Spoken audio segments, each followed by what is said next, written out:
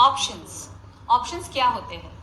Options को समझने के लिए सबसे पहले हमें डेरिवेटिव्स क्या है ये समझना होगा, क्योंकि ऑप्शंस ये पार्ट है डेरिवेटिव का। तो डेरिवेटिव हमें समझना होगा। तो डेरिवेटिव क्या है? तो derivative is an financial instrument which derives it's value from underlying asset. अब ये जो डेफिनेशन है ये आपको थोड़ी कॉम्प्लिकेटेड लग सकती है, तो इसे थोड़ा और इजी लैंग्वेज में समझने की कोशिश करते हैं कि डेरिवेटिव क्या है? फाइनेंशियल इंस्ट्रूमेंट जिसमें आप ट्रेड और इन्वेस्ट कर सकते हैं, क्योंकि ये फाइनेंशियल इंस्ट्रूमेंट है। अब दूसरा पार्ट इसका ये है डेफिनेशन का कि which derives it's value from underlying asset, मतलब इसकी खुद की कोई वैल्यू नहीं है। डेरिवेटिव्स की अपनी खुद की कोई वैल्यू नहीं है, ये अपनी वैल्यू डिराइव करते हैं किसी और चीज से, जिसे हम बेस प्रोडक्ट या फिर अंडरलाइन एसेट भी कह सकते हैं। अब इसे और इजी समझने के लिए हम डे टू डे लाइफ का एग्जांपल लेते हैं, जैसे पोटैटो चिप्स। पोटैटो चिप्स हम सभी खाते हैं, तो पोटैटो चिप्स बनते कैसे हैं? बट अब ये कुछ नया नहीं बता रही हूँ, पोटैटो चिप्स बनते हैं पोटैटो से, ये सभी को पता है। तो पोटैटो के रेट अगर आज की डेट में 20 रुपीज केजी है, तो पोटैटो चिप्स के रेट जो है वो XYZ आज की डेट में है।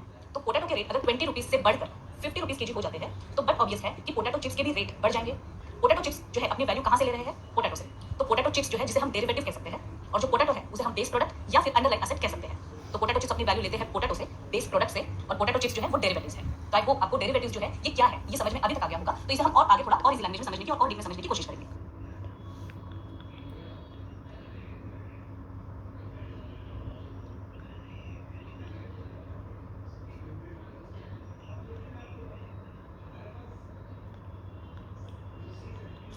तो डेरिवेटिव के मेनली 4 पार्ट्स होते हैं, एक फॉरवर्ड, एक स्वैप्स, ऑप्शंस एंड फ्यूचर्स। तो इसमें से जो फॉरवर्ड और स्वैप्स है ये मार्केट में ट्रेड नहीं होते, लेकिन फिर भी फ्यूचर को समझने के लिए हमें फॉरवर्ड जो है वो समझना होगा कि फॉरवर्ड क्या है। अब फॉरवर्ड जो है ये एक कॉन्ट्रैक्ट है दो लोगों के बीच में। आप ये समझ सकते हैं कि दो दोस्तों के बीच में ये कॉन्ट्रैक्ट है, जैसे एक रमेश है और एक राहुल है। राहुल के पास एक फोन है जो रमेश को पसंद है, तो रमेश ने राहुल से कहा कि 15 डेज बाद या आज से 15वें दिन मैं आकर 20,000 रुपीज देकर ये फोन जो है आपसे खरीद लूंगा।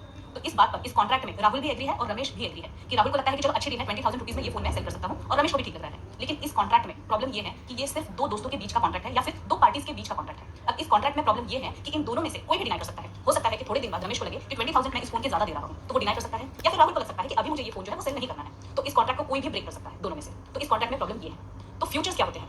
जैसे हमने देखा कि 4 पार्ट है डेरिवेटिव के, तो फ्यूचर भी एक पार्ट है डेरिवेटिव का। तो फ्यूचर जो है ये सिस्टमैटिक पार्ट है फॉरवर्ड का ही, फॉरवर्ड का ही एडवांस वर्जन हम कह सकते हैं सिंपल लैंग्वेज में, या फिर फॉरवर्ड का ही एक स्टैंडर्डाइज कॉन्ट्रैक्ट जो है ये फ्यूचर्स है। फ्यूचर्स भी दो पार्टी के बीच में का कॉन्ट्रैक्ट है, लेकिन इन दोनों पार्टी में से कोई एक डिनाई ना कर जाए इसके लिए इसमें एक थर्ड पार्टी इन्वॉल्व होती है। तो जैसे फॉरवर्ड में हमने देखा कि ये सिर्फ दो दोस्तों या दो लोगों या दो पार्टीज के बीच का कॉन्ट्रैक्ट है, इसमें कोई थर्ड पार्टी इन्वॉल्व नहीं है। तो जो फ्यूचर होते हैं वो फॉरवर्ड का ही स्टैंडर्डाइज कॉन्ट्रैक्ट है, इसमें एक थर्ड पार्टी इन्वॉल्व होती है जिसे हम क्लियरिंग हाउस कहते हैं। अब फॉरवर्ड में जैसे कोई भी डिनाई कर सकता है, तो यहाँ पर उस केस में ये रिस्पांसिबिलिटी क्लियरिंग हाउस की है कि आपने अगर कोई क्वांटिटी बाय की है और किसी ने आपको सेल की है, तो उससे वो क्वांटिटी आप तक आना और आपसे जो पैसा है वो उस पार्टी तक पहुंचना, ये काम जो है ये क्लियरिंग हाउस का काम है। अब इसमें से अगर कोई डिनाई भी करता है तो ये डिनाई नहीं कर सकता, क्योंकि क्लियरिंग हाउस का काम ये होता है कि अगर कोई डिनाई करता है, सपोज आपने कोई क्वांटिटी बाय की है लेकिन सामने वाले सेलर ने मना कर दिया कि ये क्वांटिटी आप तक आपको नहीं देंगे, तो यहाँ पर क्लियरिंग हाउस का काम है कि उस पार्टी को पेनल्टी लगाए, उस पार्टी के अकाउंट में वो क्वांटिटी बाय की जाए और वहां से ये पूरा जो प्रोसेस है, ये पूरा ट्रांजैक्शन जो है वो सेटल किया जाए, वहां से क्वांटिटी आपके अकाउंट में आ जाए। तो ये दो ही पार्टी के बीच का कॉन्ट्रैक्ट है, ये काम जो है वो क्लियरिंग हाउस का है। तो हम ये कह सकते हैं कि जैसे फॉरवर्ड में हमने देखा कि ये स्टैंडर्डाइज कॉन्ट्रैक्ट नहीं है, लेकिन फ्यूचर जो है ये स्टैंडर्डाइज कॉन्ट्रैक्ट है। आई होप आपको ये टॉपिक अच्छे से समझ में आया होगा, लेकिन अगर थोड़ा भी कंफ्यूजन है तो इस वीडियो को रिपीट करके देखिए, और चलिए मिलते हैं नेक्स्ट टॉपिक पर।